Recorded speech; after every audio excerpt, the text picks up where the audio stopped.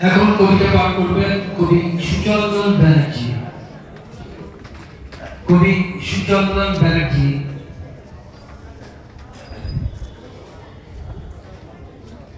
মঞ্চে আসবেন কবি জাহাঙ্গীর বিদ্যে, তন্ময় গোষ্ঠীপতি, ঝুমা পাল এবং সুব্রত মুখোপাধ্যায়। নমস্কার। আমি দুটো কথা, বেশি সময় নেব না, দুটো কথা বলে চলে যাব।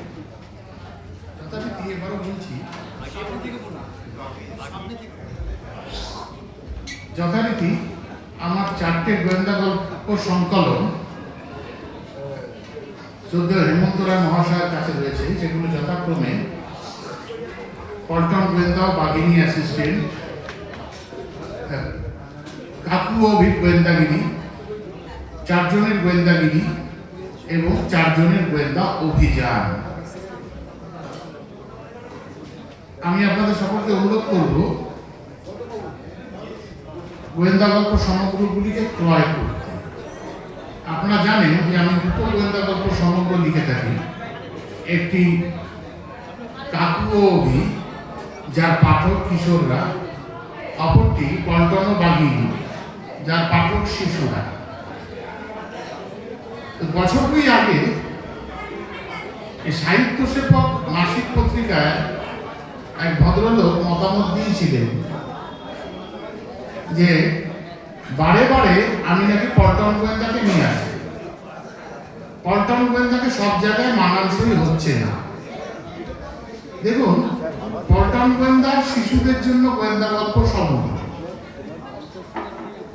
পরিণত বয়স্কদের ভালো লাগবে না, এটাই তো স্বাভাবিক। আর তাছাড়া বাঙালি যেভাবে ঘরের কাদার মধ্যে দিয়ে সুচ খুঁজে বেড়ায়, ঠিক সেইভাবে গল্পের মধ্যে বাস্তব খুঁজে বেড়ায়। কিন্তু বাংলা একটা চালু প্রবাদ আছে, গল্পের গরু গাছে ওঠে। কিন্তু আমরা বাঙালিরা একটু অতিরিক্তভাবে সচেতন। আমরা গল্পের মধ্যে গল্প আর বাস্তব এক করে ফেলি। দয়া করে গল্প আর বাস্তব এক করে ফেলাটা ঠিক হবে না আমার। তার কারণ আমার গল্পগুলো বাস্তব এবং কল্পনার সমন্বয়। আর যদি আমার গল্প পড়তে হয় তাহলে বিশেষ করে পল্টন ও বাঘিনী শিশু মন নিয়ে পড়তে হবে, এবং কাকু অভি পড়তে গেলে কিশোর মন নিয়ে পড়তে হবে। পরিণত মন নিয়ে পড়লে গল্পগুলো অবশ্যই উপভোগ করতে পারবে। এবং আজকাল তো ছোটদের জন্য খুব কম গল্প লেখা হচ্ছে, কিন্তু ছোটরা যদি গল্পের বই পড়ে তবে তাদের মধ্যে বই পড়ার অভ্যাসটা গড়ে ওঠে। আর ছোটরা তখনই বই পড়বে যখন গল্প পড়তে আগ্রহ বোধ করবে, উৎসাহী হবে। আর আগ্রহ বোধ করবে এবং উৎসাহী হবে তখনই যখন গল্পগুলো পড়ে উপভোগ করবে এবং আনন্দ পাবে। যাই হোক, আমি আর বেশি সময় নেব না। সবাই ভালো থাকবেন। সকলকে নতুন বছরের দ্বিতীয় শুভেচ্ছা। এখানে আমি আমার বক্তব্য শেষ করছি। নমস্কার এবং ধন্যবাদ।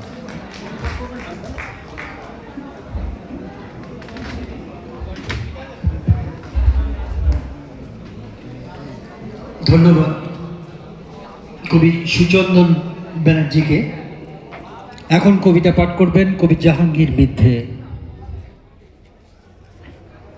কবি জাহাঙ্গীর বিদ্যে প্রস্তুত থাকবেন কবি তন্ময় গোষ্ঠীপতি।